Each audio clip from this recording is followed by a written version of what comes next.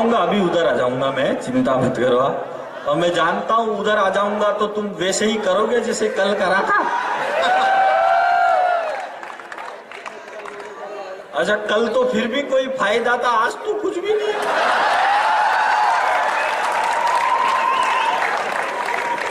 और वैसे भी मैं करण जौहर थोड़ी हूं।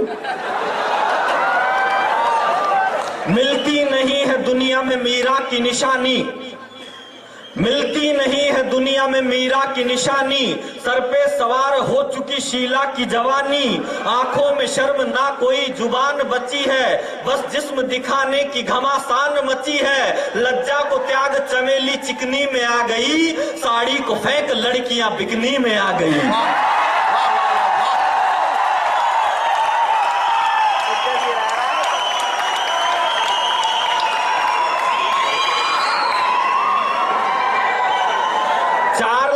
आपकी फिर से तालियां चाहता हूं। अगर दे सको आशीर्वाद, कोई सच बोलने की हिम्मत करता है हिंदुस्तान में, हमको लाना क्या चाहिए था, हम लेकर क्या आए, तब बोलता हूं भगत सिंह का बलिदान खटाई में पड़ा है, अशफाकुल्ला खां की कोई मुस्लिम बात नहीं करते, बिस्मिल शेखर और सुभाष को हिंदू याद नहीं करते, हंसते हंसते जो फांसी वाले तख्तों पर झूल गए, हनी सिंह तो याद रहा पर भगत सिंह को भूल गए।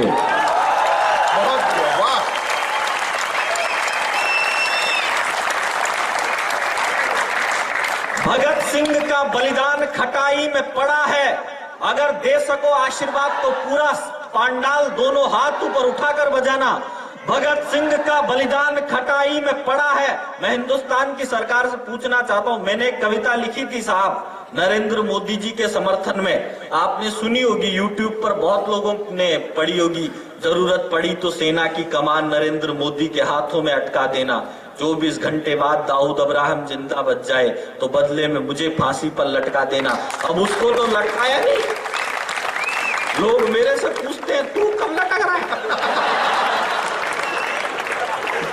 मुझे इस बात की भी कोई शिकायत नहीं है, मुझे 64 साल से हिंदुस्तान की हर सरकार से एक शिकायत है, दिल्ली में औरंगजेब तक के नाम की सड़क बनती है, लेकिन आज तक हिंदुस्तान की सरकार भगत सिंह और चंद्रशेखर आजाद को आतंकवादी मानती है। अगर नरेंद्र मोदी तुम भारत माँ के बेटे हो तो सारे काम बाद में करना, ये 251 के मोबाइल बाद में चलाना, पहले भगत सिंह, चंद्रशेखर आजाद, वीर दामोदर सावरकर, सुभाष चंद्र बोस, इन सबको शहीद घोषित करो, इन सब की प्रतिमाएं बनाओ। ये कब तक चला रहेगा, एक ही खानदान की मूर्तियां लगी रहेगी।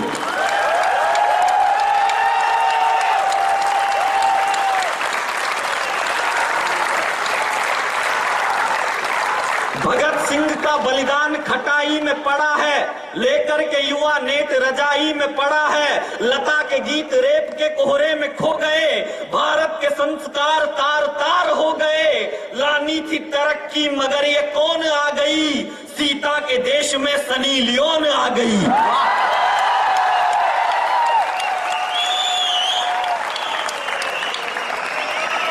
लानी थी तरक्की मगर ये कौन आ गई, सीता के देश में लड़कियां होती क्या है, मेरी नजर में एक लड़की क्या होती है अब बताता हूं, मैं कविता को गंभीर करता हूं।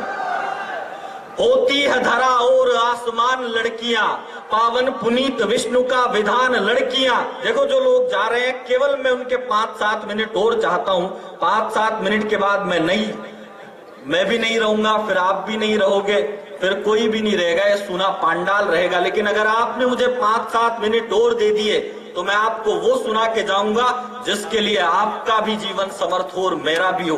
मैं एक कविता सुनाने की कोशिश करता हूं भारत माता के इन बेटों के बीच में, क्योंकि साहब मैंने 35 देशों की यात्राएं की, मैं 35 अलग अलग मुल्कों में गया, लेकिन आज मैं वीआईटी के इस पांडाल में घोषणा करता हूं कि मैं अपने 35 की 35 विदेश यात्राएं इस एक विवेकानंद यूनिवर्सिटी के कॉलेज पे न्यौछावर करने की घोषणा करता हूं। आपके बीच में के राम साहब, बगड़िया साहब, आपके बीच में आकर मुझे ऐसा लगा जैसे अब मुझे हरिद्वार जाने की कोई जरूरत नहीं है, मैंने यहीं कोई तीर्थ कर लिया है। बस एक कविता सुनाता हूं, इसको आप ध्यान से सुन लेना। होती है धरा और आसमान लड़कियां, पावन पुनीत विष्णु का विधान लड़कियां। होती है पवन पुत्र सी प्रणम्य लड़कियां, अद्भुत अटूट साहसी अदम्य लड़कियां। उनके लिए तो प्यार में सनम है लड़कियां, मेरे लिए तो वंदे मातरम है लड़कियां।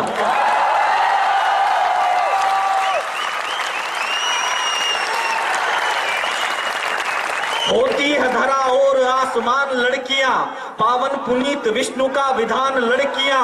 होती है पवन पुत्र सी प्रणम्य लड़कियां, अद्भुत अटूट साहसी अदम्य लड़कियां। उनके लिए तो प्यार में सनम है लड़कियां, मेरे लिए तो वंदे मातरम है लड़कियां।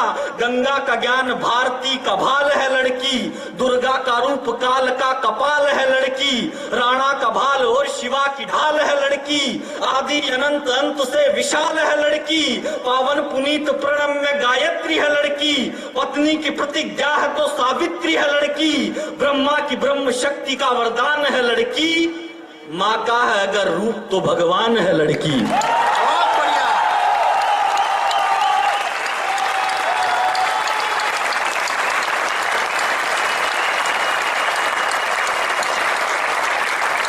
उसकी दुआएं कभी खाली नहीं जाती, उसकी बद्दुआ कभी टाली नहीं जाती। और बर्तन मांज कर भी माँ 3-4 बच्चे पाल लेती है, पर 3-4 बच्चों से एक माँ पाली नहीं जाती। बहुत बढ़िया। वाह वाह वाह वाह वाह।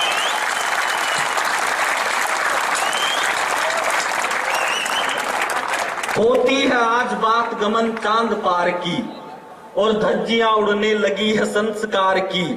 पश्चिम का भंवर चला और भूल हो गई, ठोकर से बदलियां बदल के धूल हो गई। सारी की सारी सभ्यता नाली में आ गई, इतने गिरे कि बहन भी गाली में आ गई।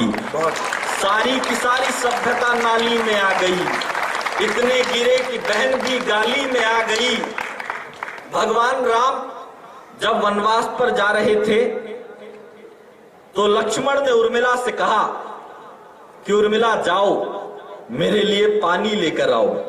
उर्मिला पानी लेने चली गई और पीछे से लक्ष्मण भगवान राम के साथ 14 साल के वनवास पर चले गए। लेकिन जब वापस आए लक्ष्मण रावण से जंग जीतकर, रावण को मारकर भगवान राम के साथ जब अयोध्या में वापस लौटे लक्ष्मण, तो एक नजारा था अयोध्या का। मैं वो नजारा आपको दिखाने की कोशिश करता हूं कि क्या नजारा था। शिव सी अथाह शक्तियां नारी के प्यार में, ऐसा किया था उर्मिला ने इंतजार में। वनवास बीतने के समय तक कड़ी रही, लेकर के जल का लोटा हाथ में खड़ी रही।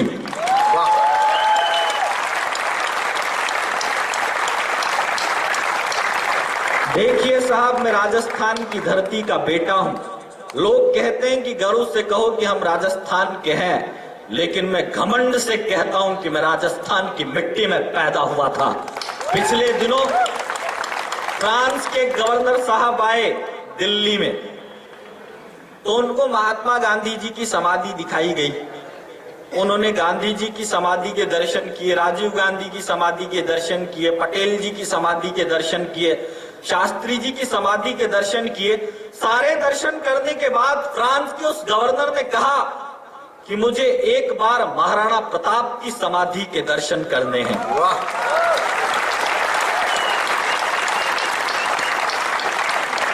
ये बड़ी बात थी साहब कि सबके सर झुक गए। बोले कि महाराणा प्रताप की समाधि तो है ही नहीं दिल्ली में, आपको दिखाएं कैसे। लेकिन गवर्नर साहब भी जिद्दी थे फ्रांस के, बोले कि मुझे तो देखनी है। तो उनको प्लेन से उदयपुर के गांव प्रेम मगरी में लाया गया। वहां पर उनको महाराणा प्रताप की समाधि के दर्शन कराए गए। तो गवर्नर साहब ने कुछ मिट्टी उठाई, अपने थैले में भरी, मिट्टी उठाई, अपने थैले में भरी, मिट्टी उठाई, अपने थैले में भरी। तो हिंदुस्तान के नेताओं ने पूछा, गवर्नर साहब ये क्या कर रहे हैं आप, इस मिट्टी को थैले में भरकर कहां ले जा रहे हैं? तो फ्रांस के उस गवर्नर ने उत्तर दिया कि मैं इस मिट्टी को ले जाकर फ्रांस की मिट्टी में मिला दूंगा, ताकि हमारी धरती पर भी महाराणा प्रताप जैसे पुत्र पैदा हो सके। वाह, बहुत बढ़िया।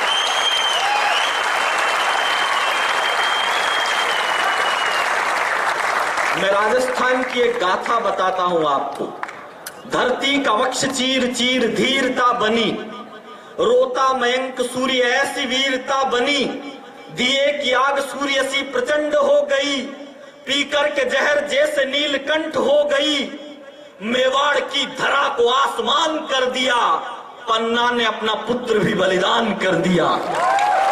मेवाड़ की धरा को आसमान कर दिया, पन्ना ने अपना पुत्र भी बलिदान कर दिया। लोग मुझसे कहते हैं साहब आप तो लाफ्टर चैलेंज के विनर हैं, आप ऐसा क्यों बोलते हैं? मैं ऐसा इसलिए बोलता हूं साहब, जब हिंदुस्तान में किसी को किसी बड़े अभिनेता की आवाज से सुकून नहीं मिला, तब मुझे उतर कर आना पड़ा एक कहने के लिए, तेरी शोहरत मेरी शोहरत तेरी अखबार की मोहताज नहीं है। लोग होठों से छूकर लगाते हैं मुझे, मेरी शोहरत किसी अखबार की मोहताज नहीं है।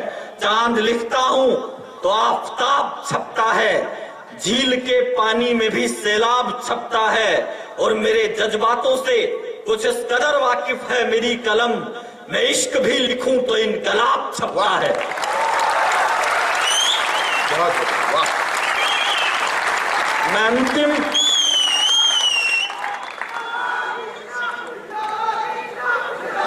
अंतिम 4 पंक्तियां आपके बीच में सुनाता हूं।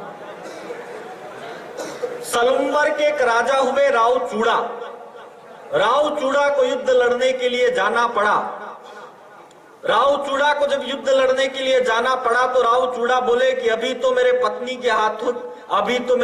के हाथों की मेहंदी तक नहीं सूखी और मुझे युद्ध लड़ने के लिए जाना पड़ेगा। अभी अभी तो हाथ पीले हुए हैं, मैं युद्ध कैसे लड़ूं? वो अपनी पत्नी से बहुत प्यार करते थे, रोज खत लिखते थे पत्नी को कि मैं युद्ध नहीं लड़ पाऊंगा, मैं तुमसे बहुत प्यार करता हूं, मैं युद्ध नहीं लड़ पाऊंगा, मैं तुमसे बड़ा प्रेम करता हूं। तो एक दिन सैनिक से कहा उन्होंने, सैनिक एक काम करो, युद्ध तो मुझे लड़ना ही पड़ेगा, क्योंकि युद्ध नहीं लड़ूंगा तो राजस्थान का सर झुक जाएगा। मैं युद्ध लड़ने जाऊंगा, लेकिन एक काम करो, मेरी पत्नी से कहो कि एक मोहब्बत की निशानी भेज दे, एक निशानी भेज दे। सैनिक गया और बूंदी की उस बेटी ने, बूंदी की राजकुमारी ने सलुम्बर के राजा को एक निशानी भेजी। आपको लगे कि यही इश्क है, क्योंकि गुमराह किया गया हिंदुस्तान की जनता को जब लोग कहते हैं कि मोहब्बत तो लैला मजनू ने की थी, मोहब्बत तो हीर रांझा ने की थी, मोहब्बत का एक संत बना दिया गया इस मुल्क में वैलेंटाइन डे। वैलेंटाइन नाम के संत की पूजा की गई उस मुल्क में जहां भगवान श्री कृष्ण ने दुनिया को प्रेम की बांसुरी बजाना सिखाया, उस मुल्क में वैलेंटाइन की जरूरत क्या थी? तब कहना चाहता हूं, एक बार लगाई दो बंसी वाले की जय, भारत माता की जय, वंदे मातरम। एक निशानी सौंपी हाडी रानी ने अपने पति को। क्या निशानी थी? आपको लगे कि यही इश्क है, यही प्यार है, क्योंकि लोग बोलते हैं कि जूलिया रॉबर्ट ने मोहब्बत की, लैला मजनू ने की, आजकल ये अनुष्का शर्मा और विराट कोहली भी ठीक ठाक कर रहे हैं। लेकिन मोहब्बत क्या होती है, उस हाडी रानी ने हिंदुस्तान को बताया। आपको लगे कि इस छोटे बालक ने, आपके भाई ने कुछ अच्छा लिखा है, तो आप सब आशीर्वाद देना मुझे, दोनों हाथ ऊपर उठाकर, जैसे भी आप आशीर्वाद दे सको मुझे, मैं इस कविता को पूरे हिंदुस्तान में पढ़ सकूं, क्योंकि मैं आपकी प्यार की वजह से हूं। कोई भी ऐसे नहीं बनता है कुछ भी, आपने इतना प्यार किया तो मैं इतना बड़ा कवि बना, आपका आशीर्वाद मिलेगा तो मैं और बड़ा बनूंगा। क्या निशानी भेजी हाडी रानी ने? वो निशानी सौंपना, और अगर आपके कलेजे के दरवाजे पर ठक से लगे तो पूरे सदन के हाथ लहरते हुए देखना चाहता हूं। धरती का वक्ष चीर चीर धीरता बनी, रोता मयंक सूर्य ऐसी वीरता बनी, दिए की आग सूर्य सी प्रचंड हो गई, पीकर के जहर जैसे नीलकंठ हो गई, सागर के आंसू रोई थी चंबल की धार भी, इससे बड़ी कथा नहीं मिलेगी प्यार की, चूड़ा को जंग जीत का आशीष दे दिया, थाली में काट शत्रुणी ने शीश दे दिया। चूड़ा कुजुंग जीत का आशीष दे दिया, थाली में काट शत्रुणी ने शीश दे दिया। बहुत बहुत धन्यवाद, बहुत बहुत आभार आप सभी का। दोस्तों, इस देशभक्त कवि के विदाई पर एक बार जोरदार भारत माता की, भारत माता की वंदे। एक बार जोरदार तालियों के साथ विदाई दीजिए भाई सुरेश अलबेला को। बहुत बहुत धन्यवाद आप सभी का, बहुत बहुत शुक्रिया।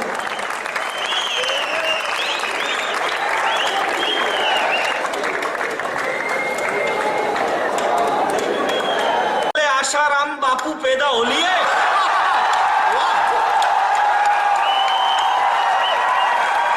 बहुत अच्छा।